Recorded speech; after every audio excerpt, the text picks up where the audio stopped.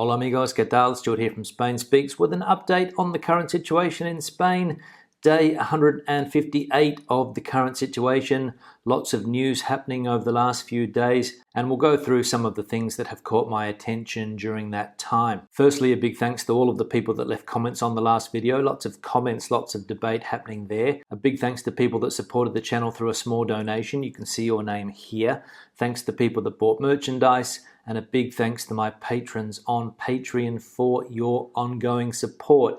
Now, let's get into some of the news that has caught my attention. And the WHO has come out and questioned the management of the coronavirus situation in Spain. We can see here that they attribute the travel restrictions to Spain to doubts about the management of outbreaks. The country is already the one with the highest incidence of coronavirus per 100,000 inhabitants, according to the ECDC. The World Health Organization has put the focus on the management of the outbreaks carried out in Spain this Tuesday morning in Geneva to explain the travel restrictions imposed by dozens of governments. Countries are imposing them because they do not have the information to manage the risk that these trips and tourism entail, summarized the director of the organization's outbreak group, Canadian Bruce Aylward. So again, as we can see, the focus on the management of the outbreaks in Spain. And other European countries saying that they just don't have the information necessary to manage the risk. And it is one of the big problems in Spain, as we have seen in recent months. The decentralized nature of the political system in Spain makes it very, very difficult to get accurate information. And we've seen in recent times that a lot of the data is not clear and precise, or at least not as clear and precise as it should be,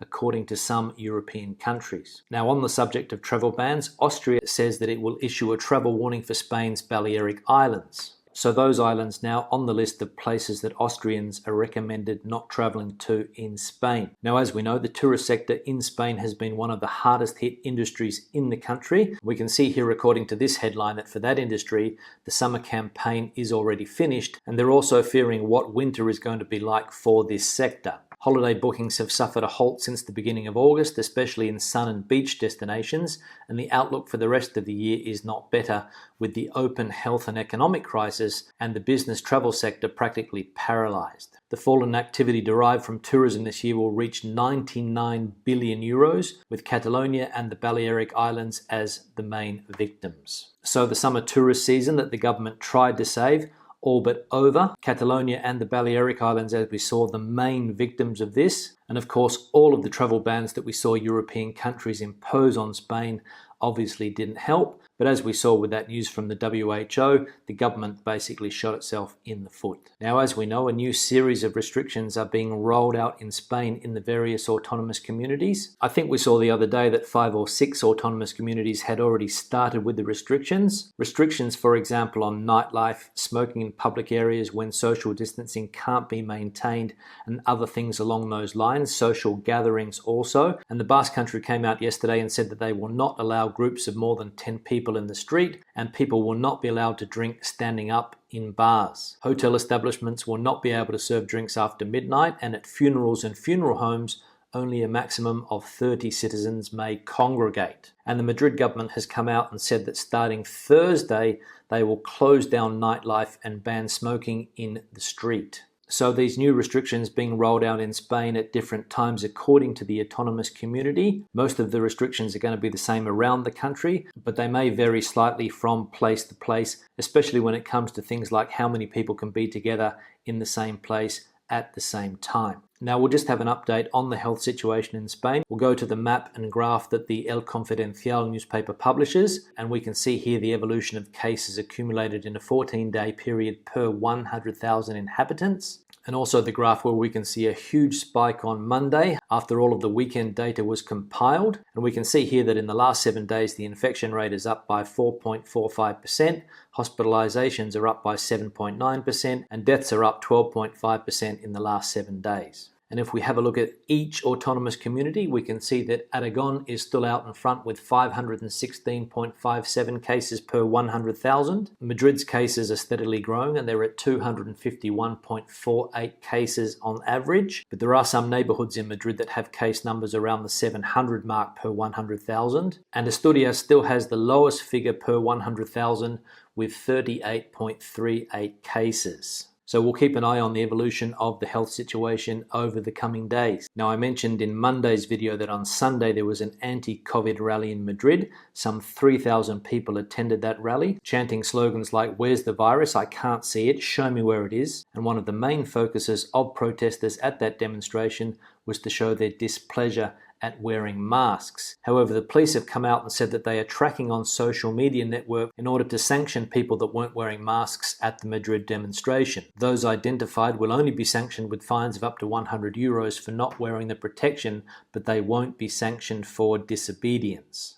La Vanguardia newspaper put out a poll yesterday and asked the question, would you apply a strong hand to those who do not wear masks? And as we can see here in the results, more than 91% of people said yes, and only 8.56% of people said that they wouldn't. 6,041 people voted. So it seems clear, at least for people that read that newspaper, that the government should crack down on people who don't wear masks in public. And we saw the other day that one of the main promoters of the demonstration, at least on social media, was a Spanish singer by the name of Miguel Bosé.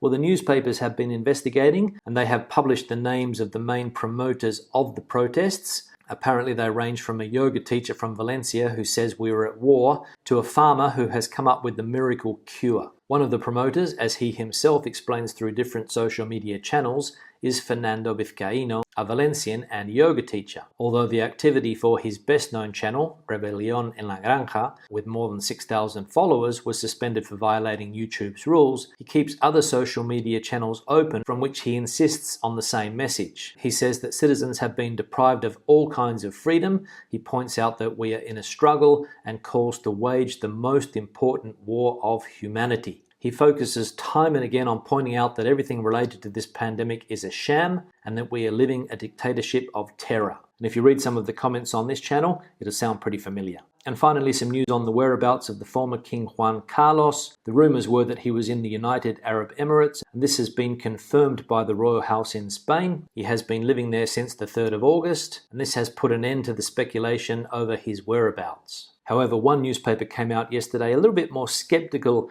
as to why the former king chose that particular destination. They said that the UAE, the country chosen by Juan Carlos, does not have an extradition agreement with Switzerland. So that could be one of the reasons, no extradition agreement with Switzerland, because it is the Swiss who are leading this investigation. And it's been said that people in Dubai don't understand why Juan Carlos has gone to the area, but people in Abu Dhabi do. Now let's have a look at some of the comments from the last video. One here from Jose. Hi Stuart, I'm planning my retirement in Spain next year, but a major concern I have is the Ocupa situation in Spain. Since you've been living in Spain for a while, what can you tell me about it?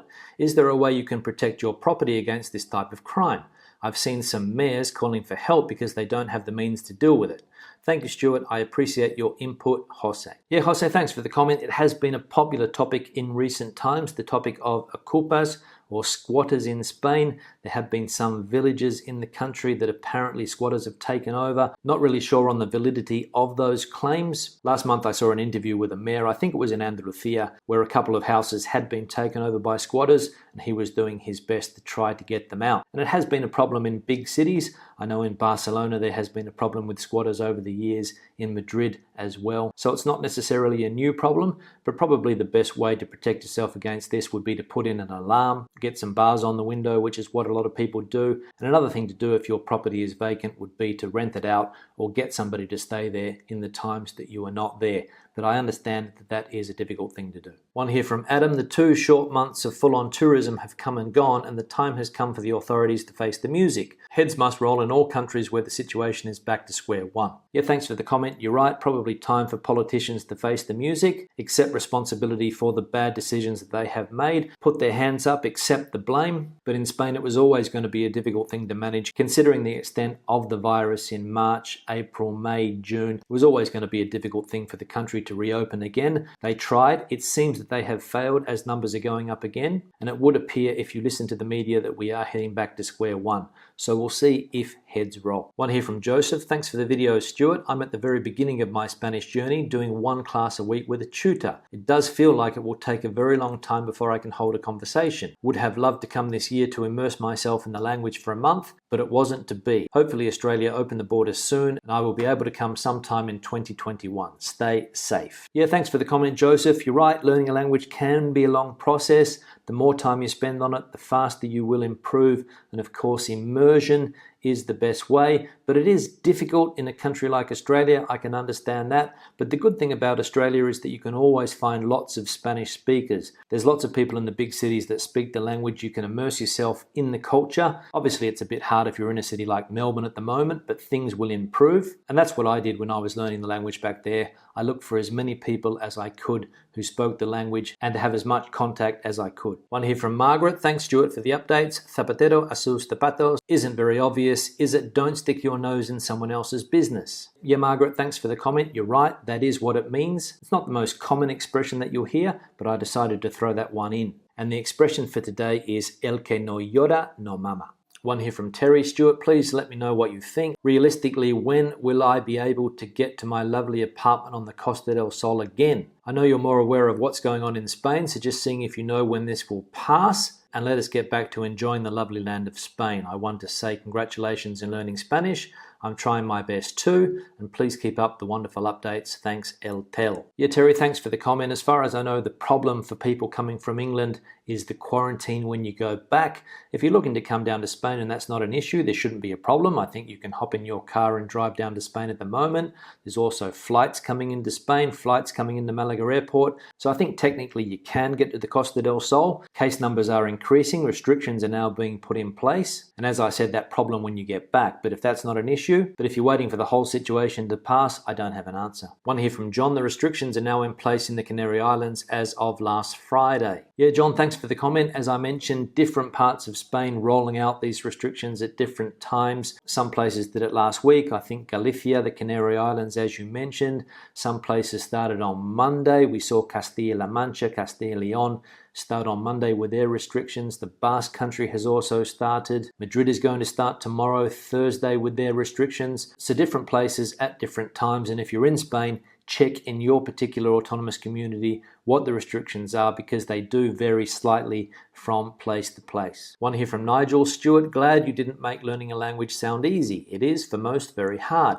But as many say, the important thing is to get stuck in, and the rewards are immense. There is nothing wrong with learning vertical language, for instance, Spanish for tourists. If you can be polite, please, thank you, hello, goodbye, order food and drink, ask where things are, it will get you speaking and listening. And from there you can build. For sure in the town hall you will be quickly lost, but no matter how small your efforts, they will be appreciated. Yeah, Nigel, thanks for the comment. And you're right, you have to start somewhere. You can start with one of those phrase books. I don't recommend them for long-term learning, but of course they are a good place to pick up basic expressions and to help you get by on a day-to-day basis. There can be some problems with the reply. So for example, if you learn how to order a beer, una cerveza por favor, and the waiter comes back and says, caña, botellín, tercio, and you start to get a bit lost. So always a good idea to try to develop those conversation skills and the understanding a bit more. One here from Too Young to Be Old. The BBC and The Guardian, you're obviously not interested in news or facts then. Yeah, thanks for the comment. I think I said yesterday that those are two sources that I get my information from.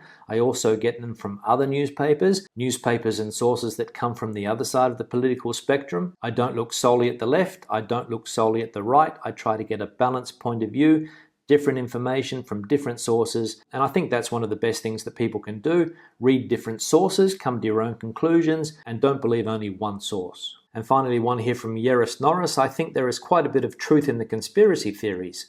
Doesn't mean Stuart has to believe it. I like this channel because he lets people just be, and you should do the same for him. We have our own minds. I also do want to hear the Spanish news and updates so I can get a better understanding of what's happening abroad. Thank you for keeping us updated. Yeah, thanks for the comment. That's what I try to do. I try to encourage debate.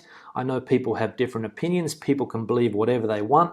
I have mine, you have yours, and people can think whatever they like, no matter how crazy one might think it is. However, I do draw a line at harassment. I do draw a line when people start insulting other people, when people start calling other people names because you don't happen to agree with them. That's where I start to draw the line. And I do draw the line when people bombard me with information and start to get angry when I don't listen to what they're saying or don't follow their point of view. That's when it starts to become a problem. On that note, I'll start to wrap the video up. Questions or comments, please leave them in the section below. Debate the situation out as you normally do. Let people know what you think, but don't get angry and start insulting people if they don't agree. Give the video a thumbs up if you liked it, thumbs down if you didn't. See you in the next one. Hasta luego.